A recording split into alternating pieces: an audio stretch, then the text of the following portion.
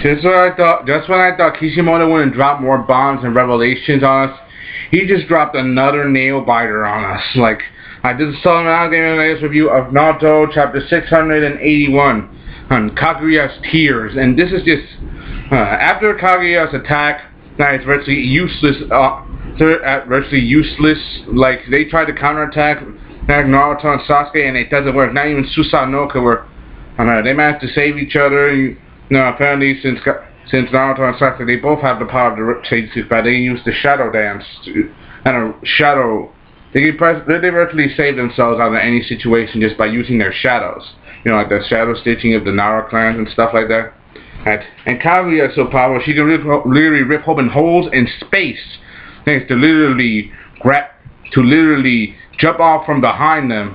And you even have Kakashi and Sakura and Obito. They still there, but they don't do nothing for this chapter. Almost nothing. Obito's still conked out, and Kakashi's still worried about Obito, and Sakura don't know if she can worry about them or herself. So basically, and then you get Kaguya. She grabs both of them as Black Senzu grabs all and sucks their chakra. She starts to cry. Starts to cry about what? Is she sad? Because these boys reminded of her two sons, Kaguraru, the Sage of Six Paths, and Homura. Her two birth sons. But then something happens. Apparently, Black Zetsu's voice changes and he reviews the story. He is really the other son of the Sage of Six Paths that we haven't seen up till now. Like, we know Kaguya had Sage of Six Paths, Kaguraru, but no one knew what happened to the other son. Apparently, you get to reveal something else. You get to reveal that this Jubi wasn't just the god tree itself that was angry about chakra. It was also possessed by the will of Kaguya herself. That itself wanted chakra back.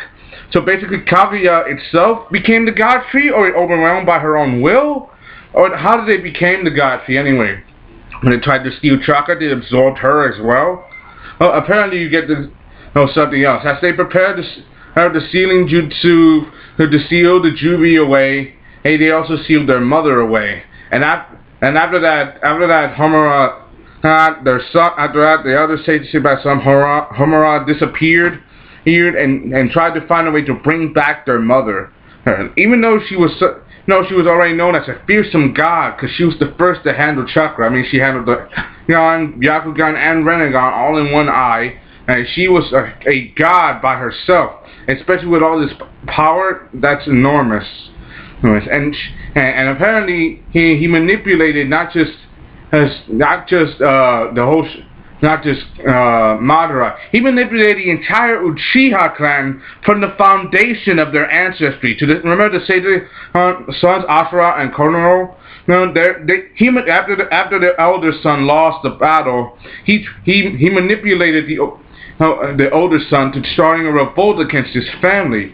He basically started the whole Uchiha clan to fight the Senju and used it and transplanted himself over the generations over and over and over again to use them. He even manipulated the stone monument of the Uchiha that revealed the Rinnegan and everything, and saying that he manipulated, saying that the infinite Tsukuyomi and the Jubi would lead to the Uchiha's ultimate destiny or whatever, but instead that was just a lie to get them to all fight.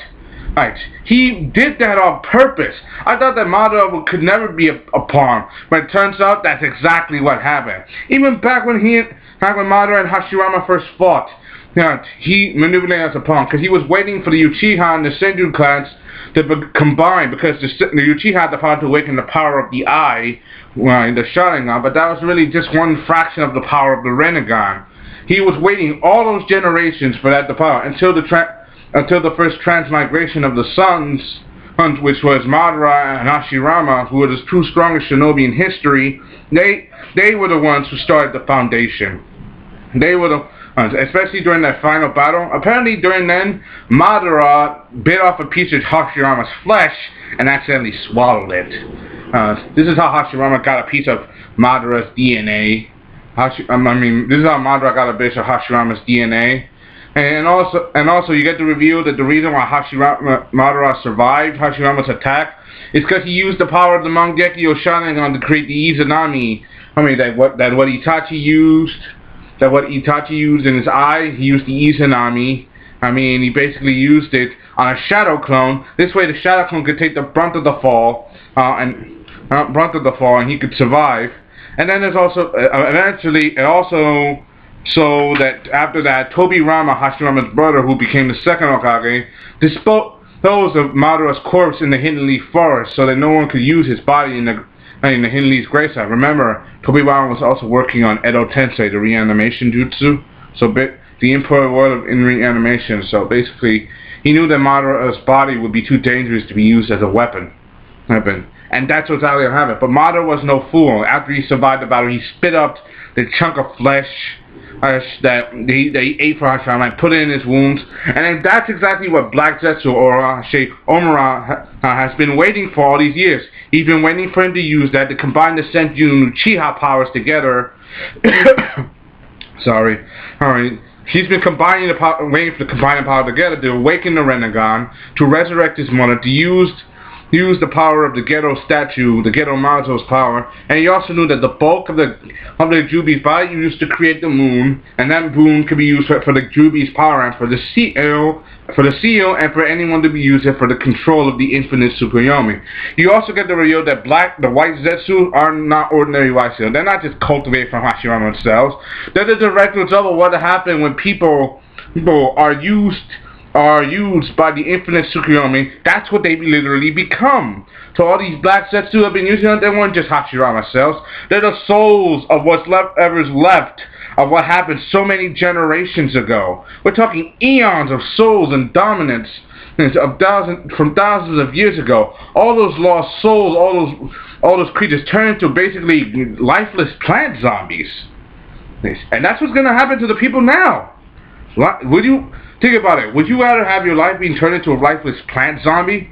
And then finally you get Black Zetsu. He finishes his story saying he's been waiting for all this time, and that in order to gain power you must make people fight, and fight isn't determined without rivalry. He played the Uchiha clan on purpose, and that clan has been nothing but down on their luck since the beginning. Hashirama, Itachi, Obito, Shusui, everybody has been down on their damn luck since the beginning, and it's not even their fault. It's not even their fault. You gotta admit, out of all Naruto Shippuden, you gotta feel pity for the Uchiha clan. They've been manipulated, lied to, became evil, and became the victim and the enemy without even knowing about it. That's messed up. And then you get Kaguya, who still continues saying, "I hate you, Homura Fella." She's not crying out of sadness. She's crying out of hatred because it was her sons who basically destroyed her. Her sons basically sealed her away so she could never be used again. Even though one son dedicated herself to reviving, she still harbors a great deal of hatred for that. She hates her sons for that. And then Orochimaru and Sasuke and Naruto, they just reminds her of her sons. And especially, let's see, the Sage of Six Paths, Homogorona. She reminds her of him. She has to hate the most because he gave both Naruto and Sasuke power. Those symbols on her hand, the sun and the moon, they're not just powers. They're the sealing spell. They're the ingredients for the seal to put Kaguya down, basically. So basically the Sage of Six Paths knew this was going to happen way before it began. So this was just a big, giant revelation. And I gotta give this credit for that. Also, not to mention the fact that even though Black Zetsu, even though he's basically Kaguya's other son, he made sure the Uchiha on purpose. For example, he manipulated Madara into thinking it was his plan. He manipulated Obito/Tobi to carry out the Great Shinobi War, and he also manipulated Kabuto into finding Madara's body to use for the animation, for the whole thing. In other words, he planned the whole thing out. Talk about being used as pawns in a game. Wow. And this is just getting me real riled up, because this is one of the best chapters. And Naruto ends this chapter saying, "This is not the way it's going. I am not over yet." And a mother should be proud that her sons are independent. And Naruto's right. Like, this woman is no longer a woman anymore. She's just a monster trying to destroy the world. And she harbors a great deal of hatred for her own flesh and blood, her sons, and even her great descendants. This woman, Kaguya, is no longer a goddess, not a goddess nor a woman. She's just a monster, and she needs to be taken down. And I mean way, way down. This and I give this a thumbs up and a real 5 out of 5, because this was a big chapter revealing all that stuff and all that revelation. Just proved how messed up the world it is. But it also means that they gotta fight even harder, especially Sasuke, knowing that his clan was manipulated from the start. You definitely know Sasuke's gonna come back harder, and they definitely know that if either of them die, it's gonna be over. Hope you enjoyed that part in the song, and I'm giving a latest review of Naruto chapter 681, Kaguya's Tears. I put the link down in the description. You gotta watch this. I give you my word, this is an enjoyable chapter. Hope you enjoyed. Thanks for watching. Comment and subscribe. Signing off.